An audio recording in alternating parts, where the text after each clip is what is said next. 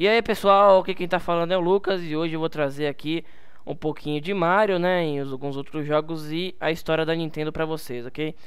Eu vou começar a história da Nintendo, vou estar falando sobre o que não Nintendo. 1889, a Nintendo foi criada por Fusajiro Imaushi no Japão. Nintendo significa provérbio japonês, deixa o destino para o céu, como se a Nintendo fosse uma dádiva de Deus, uma bênção. Porém, a Nintendo antes era só uma empresa medíocre que vendia cartas de um baralho japonês chamado Hanafuda. Nome estranho, não? Década de 50, quem assume Nintendo agora é Hiroshi Imaushi. E ele fez a parceria com Disney para produzir cartas estampadas com os personagens.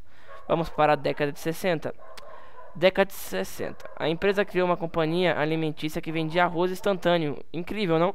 Criou redes de TV e até motéis. Nessa época, os alicerces da Nintendo começaram a ruir e a empresa estava à beira da falência. Que eu vou deixar, não sei, arroz nintendista, o nome do arroz.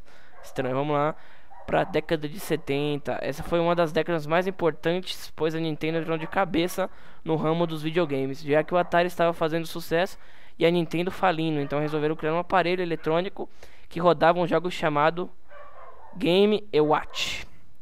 Vamos passar aqui para a próxima. Game Watch, que eu fiz um resuminho. Década de 80. Em 81, a Nintendo lança Donkey Kong, um jogo em que você é o personagem que se chama Jumpman. Não, um jogo onde você é um personagem que se chama Jumpman e tinha que salvar a sua namorada, a sua namorada de um gorila. Travei aqui. Foi produzida por um designer chamado Shigeru Miyamoto, que não entendia nada do assunto, mas mesmo assim acabou dando origem a dois personagens mais importantes da Nintendo, Donkey Kong e Mario. Em 83 foi lançado NES, Nintendo Entertainment System. Ele foi o que salvou a Nintendo, pois vendeu cerca de 60 milhões de unidades. A Nintendo foi líder mundial do ramo nessa época. Em vez de chamar videogame de console, chamavam de Nintendo. É como se chamar todo achocolatado de Nescau. É como se você chamar todo achocolatado de Nescau. E em 89 a Nintendo lançou seu primeiro console portátil, Game Boy, que deu início à franquia de Pokémon, que é muito famoso até hoje. Porém ganhou um concorrente, a Sega e o seu Mega Drive. Vamos aqui para a próxima parte. 1990 e 1991. Por causa do Mega Drive, a Nintendo em 90 chegou a cair em cerca de 95% de domínio das vendas dos consoles para 35%. Em resposta a isso, em 1991, a Nintendo lançou o Super Nintendo e os jogos do Super Mario World, Street Fighter 2, The Legend of Zelda, A Link to the Past, Donkey Kong Country e a série Final Fantasy, recuperando sua liderança em vendas de consoles e jogos de um jeito avassalador. 1992 e 1999. Em 95 a Nintendo anunciou um novo console, Nintendo 64. E a Sony, que já era bem famosa, lança o PlayStation. Como o PlayStation usava CDs e a Nintendo cartuchos, pois diminuiu o tempo que o jogo ficava carregando, as empresas preferiam trabalhar com a Sony.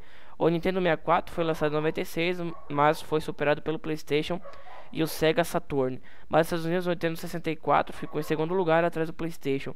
Em 96, a Nintendo também lançou o Game Boy Pocket, que era menor que o original, mas trazia jogos de Pokémon, que trouxe uma boa renda para a Nintendo. Em 98, a Nintendo lançou o Game Boy Color. Em 98, deixa eu ver aqui, Mori Gunpei Yoko, o homem que levou a Nintendo para a era digital. Essa foi uma época muito importante para a empresa. Ponto final. No 2001, a Nintendo lançou o Nintendo GameCube, que sofreu forte concorrência do PlayStation 2 e do Xbox. Em 2001, a Nintendo lançou o Game Boy Advance, que substituiu pelo Game Boy Advance SP. O PS2 venceu essa disputa devido aos altos índices de pirataria que acabaram por